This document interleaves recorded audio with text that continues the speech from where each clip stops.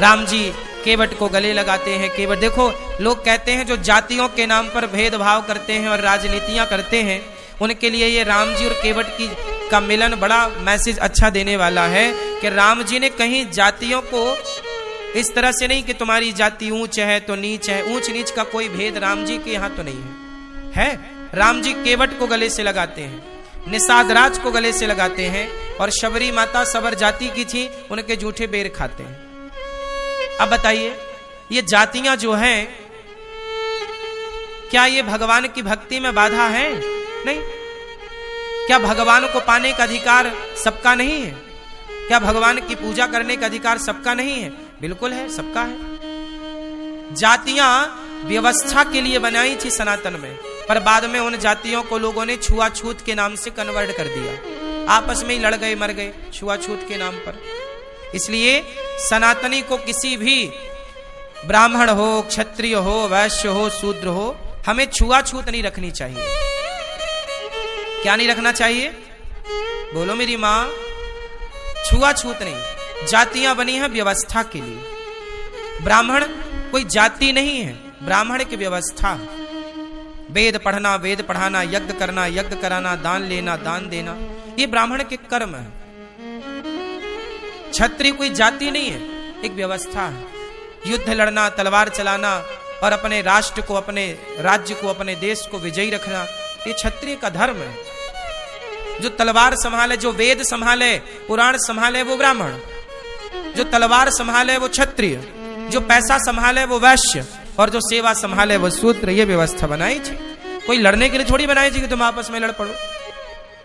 बाद में आपस में लड़ गए, बोले हम बड़े, हम बड़े, हम बड़े। कोई बड़ा कहां? कहां कोई बड़ा?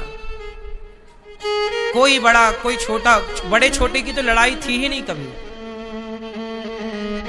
व्यवस्था थी।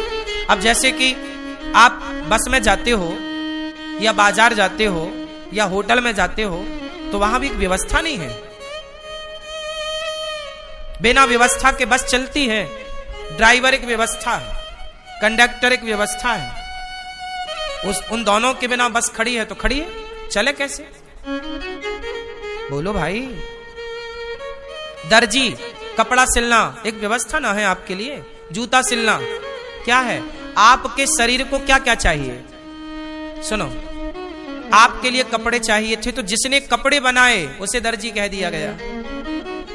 आपको पानी पीना था तो फ्रिज थी नहीं, ठंडा पानी कहां मिले, तो घड़ा बनाया। जिसने घड़ा बनाया उसे कुम्हार कह दिया।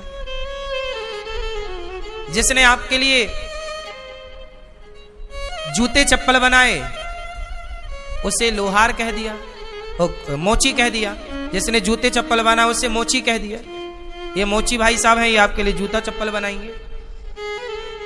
अब आपको चाहिए कि आप किसान थे तो हल चलाने के लिए ना, वो कुसिया जो होता है, हल चला, वो लोहे का होता है। बैल जो हल चलाते हैं ना मैया खेतों में, वो काय का होता है? लोहे का होता है, जो नीचे जमीन खोदता हुआ चलता है। ट्रैक्टर में भी जो कल्टीवेटर होता है वो लोहे का ना होता है, तब ना जुताई होती है किसानों की। तो वो व्यवस्था कौन करता? लोहार। तलवार कौन बनाएगा? आत्मरक्षा के लिए तलवार चाहिए थी, तो तलवार लोहार बना के दिया। तो लोहार, कुम्हार, मोची, दर्जी। आपके बाल बढ़ गए, कौन काटेगा? नाऊ काटेगा, नाई, है ना? ये सब क्या है? ये रोजमर्रा की व्यवस्थाएं हैं। ये व्यवस्थाएं बांटी गई हैं। हमारा अपना ही कोई लोहार है, हमारा अपना ही कोई कुम्हार है, हमारा अपना ही कोई मोची है। सही है? अब हम लोगों ने क्या किया? भेदभाव कर लिया कि देख तू तो चमड़े का काम करता है, हम देखो उसके साथ छूत की भावना रख ली। वो तो चमड़े का काम करता है, तुम तो चमड़ा खा जाते हो। आजकल नहीं खा जाते। यदि चमड़ा छूने वाला अशुद्ध है तो खाने वाला कितना शुद्ध होगा फिर बताओ? फिर आज तो कितने लोग खा रहे हैं, मांस खा रहे हैं, बकरे का चमड़ा खा जा रहे हैं और गैया तक खा जा रहे हैं लोग। बोलो हाँ, बात सही है कि गलत है? कहते हैं कि हिंदू मुस्लिम भाई भाई। कैसे भाई भाई? एक बात बताओ, मुस्लिम तो गैया खाता है, तुम्हारा मोची भाई जो हमारे भारत का मोची है, जूता सिलता है, वो तो बेचारा केवल चमड़ा से जूता बनाता, तुम कहते हो ये अशुद्ध है। और मुसलमान को तुम भाई कह रहे हो जो कि वो गैया का मांस खा रहा है। तो खाने वाले को, तो गैया का मांस खाने वाले को तुम गले लगा रहे हो, और जो तुम्हारा अपना मोची काम कर रहा है जूते का, जो उसका काम है पैतृक, तुम उसे अछूत कह रहे हो। ये कैसा न्याय है भाई? बताओ, चमड़ा छूने वाला अछूत है कि खाने वाला? उत्तर दो। छूने वाला अपवित्र है कि खाने वाला? भाई छूने वाला तो उसकी मजबूरी है, क्योंकि गैया पहले मर जाती थी तो गैया को मोची ले जाता था, उसका चमड़ा निकाल लेता था, मरी हुई गैया का निकालता था, जिंदा को नहीं मारता था। पहले गैया ज्यादा थी, एक एक घर में 10-10 गैया थी, 20-20 गैया थी, 50-50 गैया थी। बोलो हाँ, हर घर में गैया थी। तो आए दिन गैया कोई ना कोई बूढ़ी होती और मरती ही रहती थी, तो वो ले जाता था घसीट के और उसका निकालता था मांस, चमड़ा, और उसके जूते, बेल्ट, पर्स जो भी बना था। यही परंपरागत धंधा था। क्यों भैया? यही तो बिजनेस था, यही तो काम था। तो वो मोची अशुद्ध कैसे हो गया भाई, ये बताओ? वो तो गैया का मांस खाता भी नहीं था, गैया का चमड़ा निकालता था पर खाता नहीं था। हमारा मोची भारत का सनातनी है ना, वो गैया नहीं खाता, वो तो उसका काम है, तो मांस चमड़ा निकालता है बस। खाने वालों को तुम भाई कह रहे हो, हिंदू मुस्लिम भाई भाई, और जो तुम्हारा मोची सदा से तुम्हारे लिए काम कर रहा हो उसे तुमने अछूत करार दे दिया। नहीं, ये गलत हो गया। इसलिए हमारा सनातनी में हम 4 भाई हैं। हम हमेशा एक बात कहते हैं आपसे, हम कितने भाई हैं? 4। ब्राह्मण, क्षत्रिय, वैश्य और शूद्र। कितने भाई? हम 4 भाई हैं, और चारों के पिता एक हैं। ब्राह्मण के पिता कौन है? बोलो, भगवान। ब्राह्मणोस्य मुखमासीद बाहु राजन्यः कृताः ऊरु तदसिद वैश्यः पदभ्यां पुंशूद्रो अजायत। ब्राह्मण के पिता भगवान है, क्षत्रिय के पिता भी भगवान है।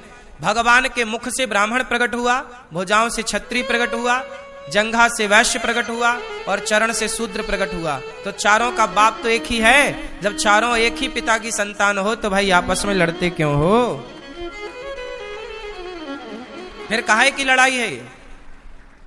किसने तुम्हें बड़ा और छोटा बना दिया? ईश्वर ने तो तुम्हें पैदा किया है, तुम्हें छोटा बड़ा थोड़ी बनाया।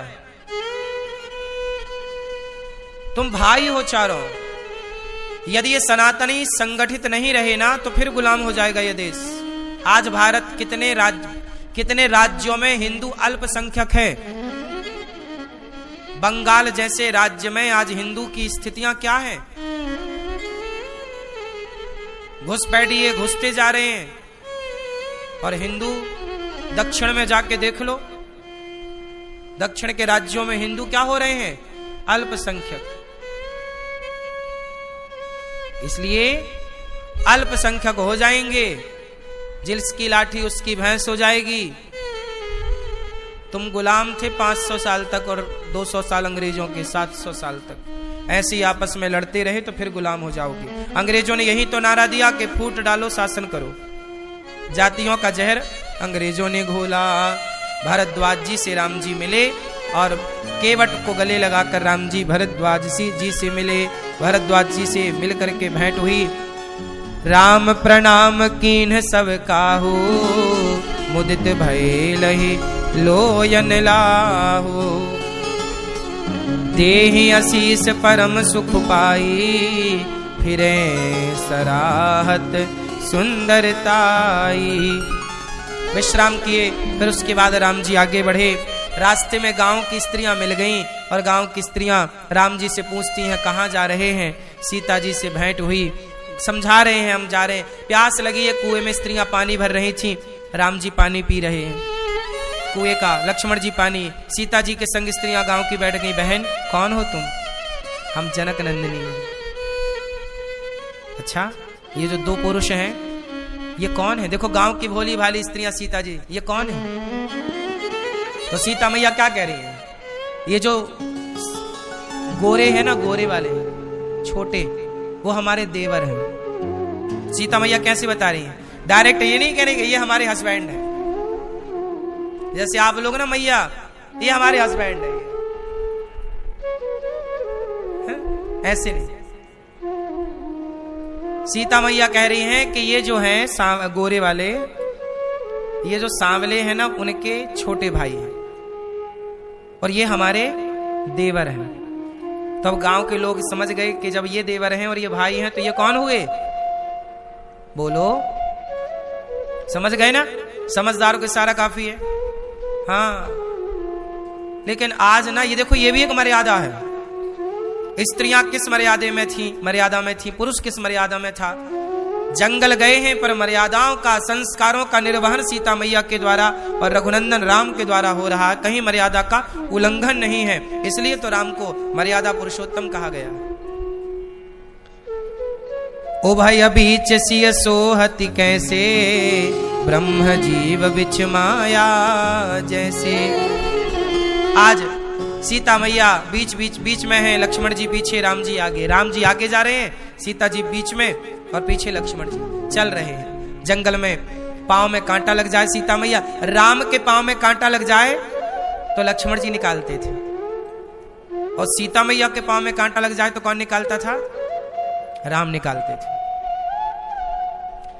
छाले पड़ गए हैं, थोड़ा बैठ लो, पांव में दवाई, पांव में कांटे हैं, तुम्हें राम जी निकालते हैं, सीता जी के पांव के कांटे, और राम जी के पांव के कांटे लक्ष्मण जी निकालते हैं। और लक्ष्मण जी के पांव के कांटे कौन निकालता है, स्वयं लक्ष्मण जी। कभी राम कहते लाओ लक्ष्मण मैं निकाल दो, लक्ष्मण बोलते नहीं, मैं आपके पांव के कांटे निकालूंगा। और लक्ष्मण जी सेवक है ना, सबसे सेवक धर्म कठोरा सेवक। ऐसी सेवा मेरी माँ, कौन आजकल भाई और भाभी की ऐसी सेवा करेगा, कहां आजकल ऐसे सेवक मिलते हैं।